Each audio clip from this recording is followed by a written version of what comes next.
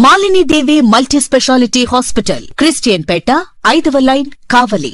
Doctor Guttipati Malini దేవి MBBS, MS, OBGY, కాన్పులు మరియు గర్భకోశ వ్యాధి నిపుణులు.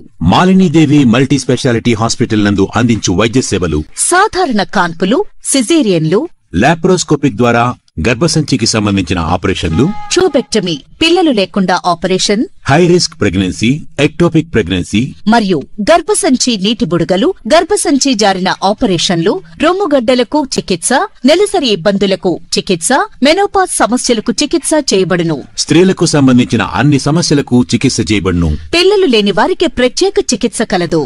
ముఖ్య గమనిక: మా హాస్పిటల్ నందు కాన్పోయిన తరువాత తల్లి బిడ్డను ఉచితంగా మా వాహనంలో క్షేమంగా ఇంటికి చేర్చబడును. మా హాస్పిటల్స్ ప్రత్యేకతలు: ICU, lab, AC and non AC rooms, 24 గంటలు మెడికల్ షాప్, ప్రతి రూమ్ నందు వేడి నీటి సదుపాయం కలదు. శ్రీ సత్యసాయి జిల్లా బాలిక ఆత్మహత్యాయత్నం కేసులో పోలీసుల నిర్లక్ష్యం లేదు. ఫిర్యాదు అందిన వెంటనే కేసు నమోదు చేశాం. ఇందుకు సంబంధించి వివరాలను శుక్రవారం ధర్మవరం డీఎస్పీ కార్యాలయంలో డీఎస్పీ హేమంత్ కుమార్ మీడియాకు ప్రకటన ద్వారా తెలియజేశారు. ఈ నెల 26న సీకేపల్లి మండలానికి చెందిన ఓ మైనర్ బాలిక తన పట్ల ఒకడు అసభ్యకరంగా వేధిస్తున్నాడన్న విషయంపై ఆ మైనర్ బాలిక సీకేపల్లిలో పోలీస్ స్టేషన్లో ఫిర్యాదు చేసింది. అక్కడ మైనర్ బాలిక ఇచ్చిన ఫిర్యాదుపై కేసు నమోదు చేయడం జరిగిందని, అయితే అమ్మాయి మైనర్ కావడంతో పోలీస్ స్టేషన్లో ఎక్కువసేపు ఉంచకుండా వారి ఇంటికి పంపించామన్నారు. ఐసీడీఎస్ మరియు సంబంధించిన అధికారులకు సమాచారం ఇవ్వడం జరిగిందని, వెంటనే వేధించిన బాలుని పిలిపించే విచారణ చేపట్టడం జరిగిందని, ఇంటికి వెళ్లిన బాలిక మృదు స్వభావి కావడంతో ఆత్మహత్యా యత్నానికి ప్రయత్నించడం చేసిందని స్పష్టం చేశారు. మహిళలు మైనర్ బాలికల పట్ల ఎవరైనా అసభ్యకరంగా ప్రవర్తించినా, అనుచితంగా వ్యవహరించినా అటువంటి వారిపై వెంటనే కేసులు కట్టడమే కాక కఠిన చర్యలు తీసుకుంటామని డీఎస్పీ వెల్లడించారు. ఈరోజు కూటమి ప్రభుత్వం చెందిన వ్యక్తులు రాత్రి వచ్చి నరికేయడం జరిగింది.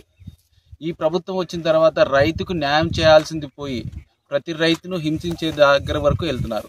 ఈరోజు ఈ పంచాయతీకి మన జనసేనకు సంబంధించిన వ్యక్తే ఇక్కడ దీనికి నాయకుడిగా ఉంటున్నాడు. ఈరోజు ఆయన వర్గం చేస్తున్న దాడుల్లో వైఎస్ఆర్సీపీకి చెందిన ఎంతమంది అన్యాయం అయిపోతున్నారో ఇక్కడికి వచ్చి కనుక్కుంటే పవన్ కళ్యాణ్ గారికి తెలుస్తుంది. ఆయన చేస్తున్న అక్రమాలు, భూదోపిడీలు, ఈరోజు చేస్తున్న చెట్లు నరకడం, అంటే ప్రజల్ని ఏ విధంగా కావాలంటే ఆ విధంగా నాశనం చేసి వాళ్ళు పైశాచిక ఆనందం పొందుతున్నారు. నేను మా వైఎస్ఆర్సీపీ పార్టీ తరఫున ఖచ్చితంగా ఈ చర్యను మేము ఖండిస్తున్నాం. ఎందుకంటే రాబోయే రోజుల్లో ఇది ఇక్కడితో పోదు. గుర్తుపెట్టుకోవాలి, ఈ కక్షలు, కార్పొరేషన్లతో ఎన్నో కుటుంబాలు నాశనపోయాయి. ఇలా చేసుకుంటూ పోతే ఏ ఒక్కరూ మిగలరు, ఏ చెట్టు మిగలదు ఇక్కడ. సో నేను కోరుకునేది ఒకటే, పవన్ కళ్యాణ్ గారికి కానీ కూటమి ప్రభుత్వం కానీ ఇక్కడ జరుగుతున్న అన్యాయాలు మీరు గుర్తించండి. ఇక్కడ ఎవరికి అన్యాయం చేస్తున్నారు? చెట్లను 2 ఏళ్ల చెట్లను, ఇన్ని చెట్లను ఇప్పుడు ప్రభుత్వం వచ్చిన తర్వాత 300 చెట్లు నరికారు మొదటి నెలలో. తర్వాత మళ్ళీ ఒకసారి 80 చెట్లు నరికారు. ఇప్పుడు మళ్ళీ 150 దగ్గర మామిడి చెట్లు, నేరేడు చెట్లు, అల్ల నేరేడు, మొత్తం ఉసిరి చెట్లు 200 చెట్లు నరికారు. అంటే దీని ద్వారా ప్రజలకు ఏం చెప్పాలనుకుంటున్నారు? ఎవరు మీరు మోసం చేస్తున్నారు? ఆయనేమో అటవీ శాఖ మంత్రి, ఆయన చెట్లు నాటాలి, ఇవి చేయాలని రోజు ఊపుదంపుడు ఉపన్యాసాలు చెప్తుంటాడు. నోటికొచ్చిన అబద్ధాలు మాట్లాడతారు. నాయన పవన్ కళ్యాణ్ గారు, మీరు వచ్చి ఒకసారి గ్రౌండ్లో తిరగండి, జనాలు జరుగుతున్న అన్యాయం తెలుసుకోండి. మీరు పరదాల నుంచి బయటికి రండి. రోజు పరదాలు వేసుకొని కూర్చొని భజనగాలతో కూర్చోకుండా మీరు వచ్చి జనాలతో తిరిగితే ప్రజల సమస్యలు తెలుస్తాయి. ఈరోజు ఈ రైతుకు జరిగిన అన్యాయం ఎవరు మీరు దీన్ని కాంపెన్సేట్ చేయగలరు చెప్పండి?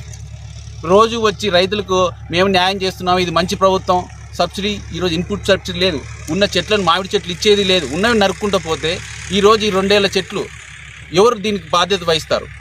నేను ఈరోజు మా పార్టీ తరఫున, కేతిరెడ్డి గారి కుటుంబం తరఫున మేము కోరుకునేది ఒకటే, వీళ్ళకి జరిగిన ప్రతి ఒక్కరు కూడా వీళ్ళకి న్యాయం చేయాలి. ఈరోజు పోలీసులు కూడా కేసు పెడితే తీసుకోలేని పరిస్థితిలో ఉన్నారు. ఇప్పటి వరకు 2 సార్లు జరిగింది, ఇది 3వ సారి. ఇంతవరకు కేసులు ఎందుకు పెట్టలేదు?